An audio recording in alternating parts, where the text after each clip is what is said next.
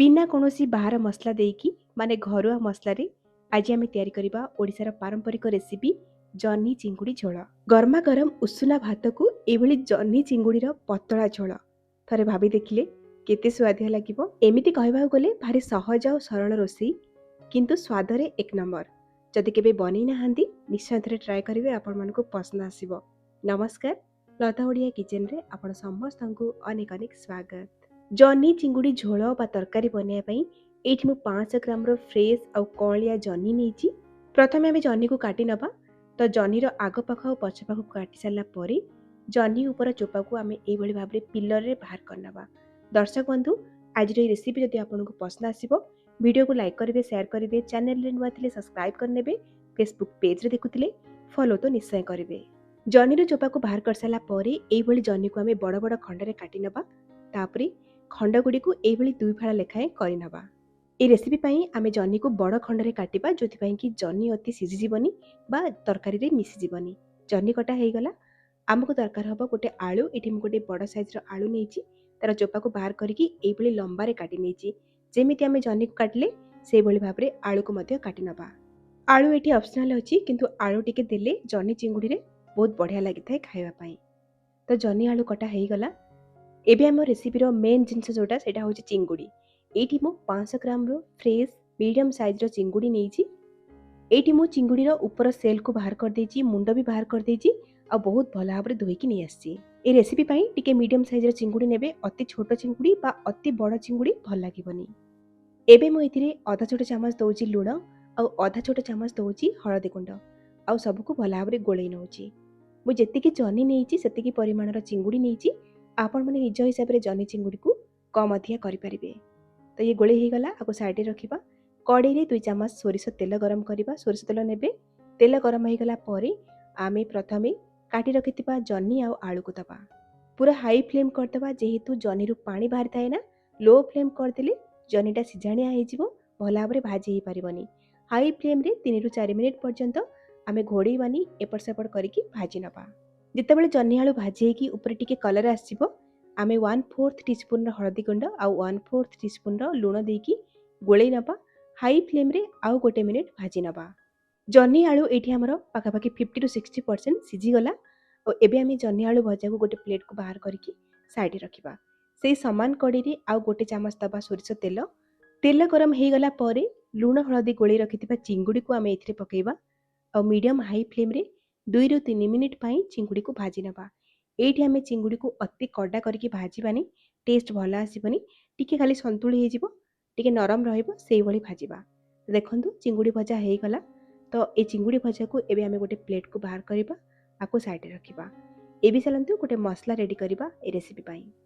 मु जेतिकी परिमाण रो चिंगुड़ी जह्नी आलू नेइची ता पई मसलाटी रेडी करछि। आपण माने आपणको हिसाब रे मसला कमथिया करिवे।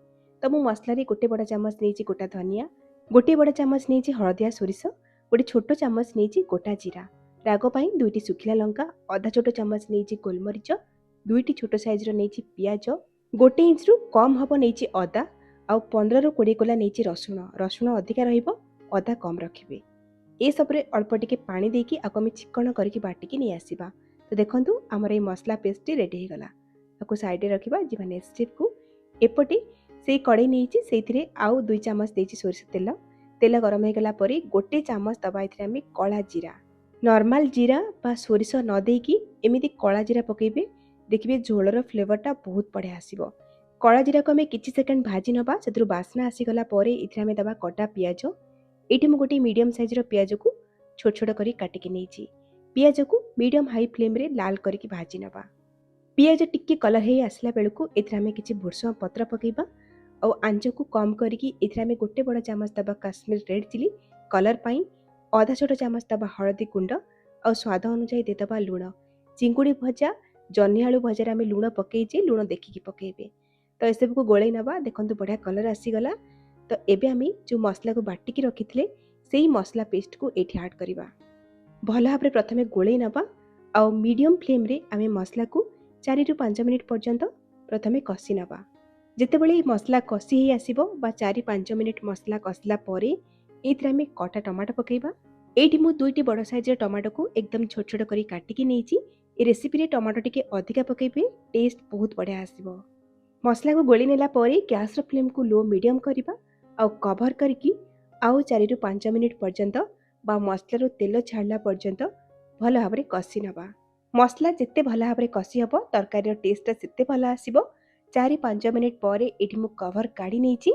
देखंतु मसला रो तेल मध्ये छाड़ी आसलानी। एई भली मसला भल भाबरे कसी गला परे एथिरा में भाजी रखिथिबा आलू को पकेबा। जेहेतु आलू सिझिया पई टिके समय लागिथे, आलू को हमें प्रथम रे ऐड करबा। जन्नी को ए स्टेज रे पकेबिनी, जन्नी को हमें पछरे पकेबा। एबे हमें भाजी रखिथिबा चिंगुड़ी को देदबा आउ लो मीडियम फ्लेम रे आलू चिंगुड़ी को मसला सहित 1 रु 1.5 मिनिट पई कसी नबा। जेतेबेले ये टिके कसी ही आसीबो एथिरा हमें ऐड करबा पानी। एठी हमें गरम पानी दबा, ठंडा पानी जमा भी देबेनी। आपण माने झोल केते रखिबे सेही हिसाब रे गरम पानी देबे। ता सहित एथिरा हमें सोरिष पकेइचंती। तरकारी ठंडा हे गला परे टिके बहलिया हे जिवो, तो प्रथम रु टिके अधिका करके पानी देथिबे। एठी मु पाखापाखि 3 ग्लास गरम पानी देइची।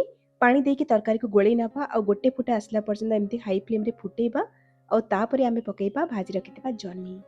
जन्नी को देकी गोळेई सारला परे आमे गैस रो फ्लेम को मीडियम रे रखिबा आउ कवर करके 5 रु 6 मिनिट पर्यंत तरकारी को आमे सिझेइबा बा रांधिबा। 6 रु 7 मिनिट तरकारी रांधी गला परे एठी मु कवर काढके आपण मानको देखौची। देखि पारुथिबे तरकारी केते डेलिशियस लागुची। जदि आपण चाहिबे इतरे कटा हेतिबा किछि धनिया पत्र पकेई परिबे, किंतु आउ कोनोसी मसला एठी पकेइबा दरकार नै। एठी हमर रेडी हे गला जन्नी चिंगुड़ी झोल। गैस रो फ्लेम को ऑफ करी नेछि। देखि पारुथिबे झोल केते पतला अछि, किंतु जेतेबेले टिके ठंडा हे जिवो तरकारी से एई भली भाबरे बहलिया हे जिवो। आपण माने एई भली जन्नी चिंगुड़ी बनांतु। केमिति लागिला आपनक अनुभूति मो सहित शेयर करंतु। ताले आजि पई रहउची, पुणी आसीबी आ गोटे नया रेसिपी नेकी। सेई पर्यंत रहली नमस्कार, बाय, धन्यवाद।